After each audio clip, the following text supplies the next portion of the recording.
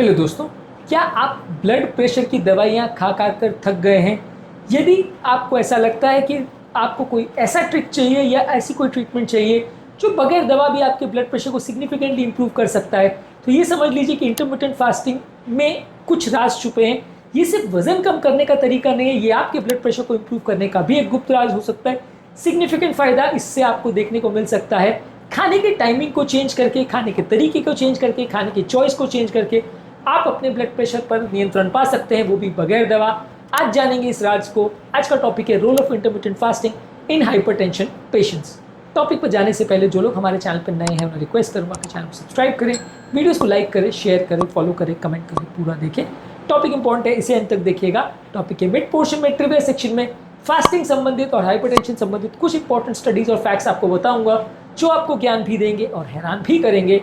और यदि आप टॉपिक के एंड तक मेरे साथ बने रहते हैं, जैसे कि मैं आपसे उम्मीद करूंगा, तो कुछ इंपॉर्टेंट फैक्ट्स ऐसे बताऊंगा जो इस टॉपिक से मिली इंपॉर्टेंट इन्फॉर्मेशन को प्रैक्टिकली यूटिलाइज करने में आपकी मदद करेगा। चलिए शुरू करते हैं मेरे साथ ये साइंटिफिक सेशन।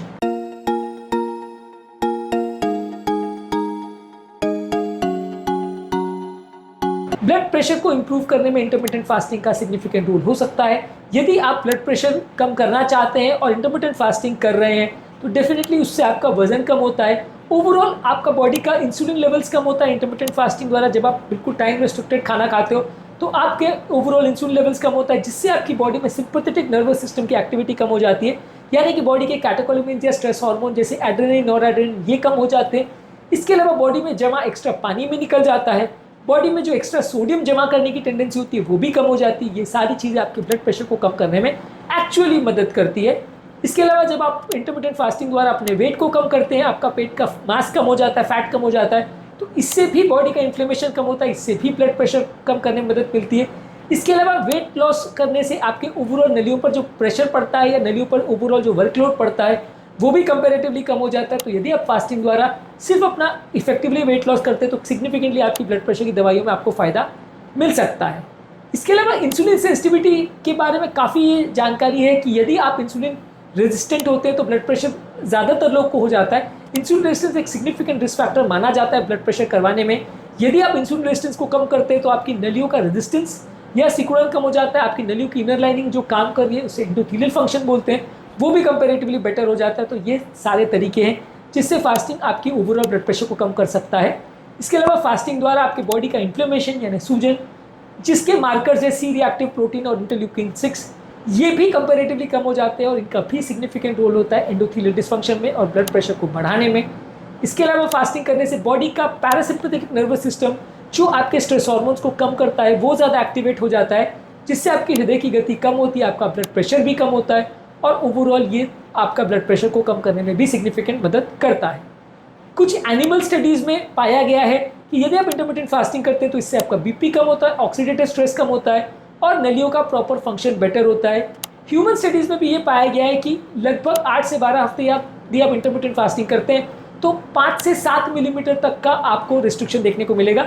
ये बात जानना और समझना इसलिए ज़रूरी है कि बीपी का रिस्ट्रिक्शन जो मिलेगा या इंप्रूवमेंट मिलेगा वो ह्यूज नहीं होगा, थोड़ा फ़ायदा आपको ज़रूर देखने को मिलेगा, लेकिन वो रिडक्शन 5-7 मिलीमीटर तक का होगा, 20, 25 और 50 मिलीमीटर का नहीं होगा। तो इसलिए ज़रूरत से ज़्यादा उम्मीद मत रखिए। मॉडरेट रिडक्शन देखने को मिलेगा, खासकर उन व्यक्तियों में जो पहले से मोटे हैं या ओबीज है, ऐसा मेटा एनालिसिस ने भी शो किया। अब आते हैं हमारे ट्रिविया सेक्शन में, जहाँ पे मैंने आपको बताया था कि कुछ ऐसे फैक्ट्स और स्टडीज़ आपको बताऊंगा इस टॉपिक संबंधित जो ज्ञान भी देंगे और हैरान भी करेंगे। चलिए शुरू करते हैं। सॉफ्ट इंस्टीट्यूट की एक स्टडी थी 2019 में। इन्होंने पाया था कि टाइम रेस्ट्रिक्टेड फीडिंग करने से इंसुलिन रेजिस्टेंस पे सिग्निफिकेंट बेनिफिट देखने को मिल सकता है और ये ब्लड प्रेशर वाले पेशेंट्स के लिए फायदेमंद है। इसके अलावा जर्नल ऑफ हाइपरटेंशन ने 2020 में पब्लिश किया था कि सिस्टोलिक ब्लड प्रेशर में लगभग 6 से 10 मिलीमीटर की ब्लड प्रेशर रिडक्शन देखने को मिली थी इंटरमिटेंट फास्टिंग द्वारा। इसके अलावा एक मेटाबॉलिक स्विच थ्योरी है, जिसमें बेसिकली मतलब ये है कि यदि आप ग्लूकोज के बदले अगर फैट का प्रयोग करते हैं तो ये आपकी बॉडी के जो नॉरेप्रिनेफ्रिन है या एड्रेनलिन है उसको कंपैरेटिवली कम करता है, नेचुरली कम करता है, इससे भी आपको ब्लड प्रेशर में फ़ायदा मिलता है। इसके अलावा रमज़ान के टाइम पे जो स्टडी की गई है मुस्लिम पॉपुलेशन में, वहाँ पे भी पाया गया है कि रमज़ान के दौरान यदि आप फास्टिंग करते हो तो ये ब्लड प्रेशर को कम करने में सिग्निफिकेंट मदद कर सकता है। इसके अलावा कुछ ऐसी स्टडीज, इसके अलावा ऑल्टरनेट डे फास्टिंग पर एक मेटा एनालिसिस यानी एक बहुत बड़ी स्टडीज के कलेक्शन ने ये शो किया है कि इस तरह के जब आप फास्टिंग पैटर्न करते हैं तो आपके ब्लड प्रेशर में लगभग 7 मिलीमीटर तक का रिडक्शन देखने को मिल सकता है।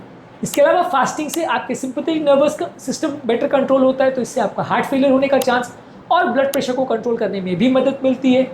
इसके अलावा फास्टिंग द्वारा बॉडी का एक बायोलॉजिकल क्लॉक एक्टिवेट हो जाता है, जिससे आपके ब्लड प्रेशर में होने वाले वेरिएशंस या फ्लक्चुएशंस को भी कम करने में मदद मिलती है।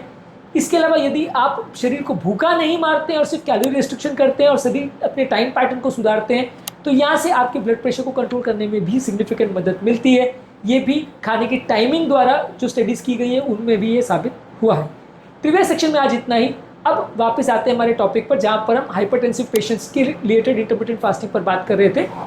कुछ इंपॉर्टेंट चीज़ें जिससे हाइपरटेंशन पेशेंट्स को ध्यान रखने की ज़रूरत है यदि ये फास्टिंग कर रहे हैं। यदि आप फास्टिंग प्रॉपर कर रहे हैं तो अपने डॉक्टर से एक बार ज़रूर संपर्क कर लीजिए, क्योंकि आपकी मेडिसिन को किस टाइम पे लेना है, कैसे लेना है, ये सारी चीज़ें जानने समझने में आपकी मदद करेगा। इसके अलावा पानी ज़्यादा पीना ज़रूरी है, नहीं तो कई बार डिहाइड्रेशन की वजह से बीपी की मेडिसिन में सिग्निफिकेंट प्रॉब्लम्स देखने को मिल सकती है। धीरे धीरे करके अपने फास्टिंग के रेजिमेंट्स को बढ़ाइए यदि आप खासकर उम्र दराज है तो, नहीं तो कई बार बीपी में सिग्निफिकेंट वेरिएशन देखने को मिल सकते हैं। इसके अलावा ये भी समझने की ज़रूरत है कि ये टाइम रिस्ट्रिक्टेड फीडिंग से जो ब्लड प्रेशर में फ़ायदा है वो हर व्यक्ति को देखने को नहीं मिलेगा। अपने ब्लड प्रेशर को चेक करते रहिए, यदि आपको फ़ायदा नहीं मिल रहा है तो डेफिनेटली आपको दवाइयों पर ही स्विच करना पड़ेगा। थोड़ा बहुत फ़ायदा आप एक्सपेक्ट कर सकते हैं, बहुत ज़्यादा या आपका 180 का बीपी 120 हो जाएगा ऐसी उम्मीद ना रखें तो अच्छा है। ज़्यादातर इंटरमिटेंट फास्टिंग अगर हाइपरटेंशन के लिए आप कर रहे हो तो 16:8 स्ट्रैटेजी फास्टिंग का सबसे अच्छा माना जाता है, जहाँ पे आप 16 घंटे खाली पेट रहते हैं और 8 घंटे में 2 या मैक्सिमम 3 बार खाना खाते हैं। इसके अलावा आप 5:2 स्ट्रैटेजी भी रख सकते हैं, जहाँ पे आप नॉर्मली हफ्ते में 5 दिन खाते हैं और 2 दिन हफ्ते में नॉन कंटिन्यूस 2 दिन में आप बहुत ज़्यादा रिस्ट्रिक्टेड डाइटिंग करते हैं। तो ये दोनों स्ट्रैटेजीज हाइपरटेंशन पेशेंट के लिए सबसे अच्छी मानी गई है। अब आते हैं हमारे प्रैक्टिकल यूटिलिटी वाले सेक्शन में, जहाँ पर कुछ इंपॉर्टेंट पॉइंट्स मैं आपको बताऊंगा। यदि आप ब्लड प्रेशर की प्रॉब्लम से परेशान है और दवाइयाँ नहीं लेना चाहते तो ट्राई करके देखिए, खासकर यदि आपका वजन ज़्यादा है, आप डायबिटिक हो या आप अगर बहुत ज़्यादा यंग हो तो डेफिनेटली इसको ट्राई करिए।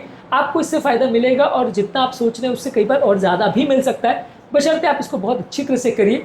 इसके अलावा बॉडी के इन्फ्लेमेशन और ऑक्सीडेटिव स्ट्रेस को भी कम करता है, तो बीपी संबंधित बॉडी का जो डैमेज होता है उसको भी कई बार बचाता है। तो सिर्फ अगर बीपी कम नहीं भी हो रहा है तो भी चलता है, क्योंकि आपकी बॉडी के होने वाले डैमेज और जो नुकसान है उसको काफ़ी हद तक ये बचाता है। इसके अलावा इसका असर दवाइयों के कंपैरिजन में ज़्यादा बेटर है, क्योंकि कोई साइड इफेक्ट्स नहीं करता, आपको बाकी सिस्टम को भी इम्प्रूव करता है। तो वहाँ पर आप इसको प्रॉपरली अगर यूज़ करें तो ज़्यादा अच्छा है।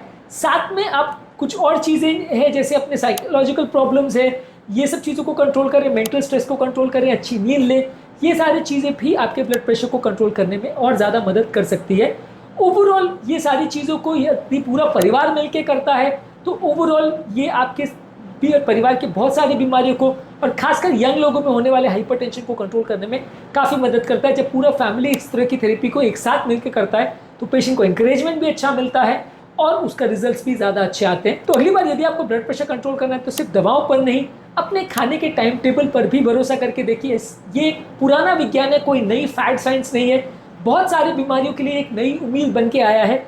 अपने खाने के तरीके, अपने खाने के टाइम और अपने खाने के पैटर्न और फूड चॉइसेस को बदल के देखिए। कई बार ऐसा भी हो सकता है कि आपकी दवाइयाँ पूरी तरह से बंद हो जाए और आपकी ज़िंदगी बदल जाए।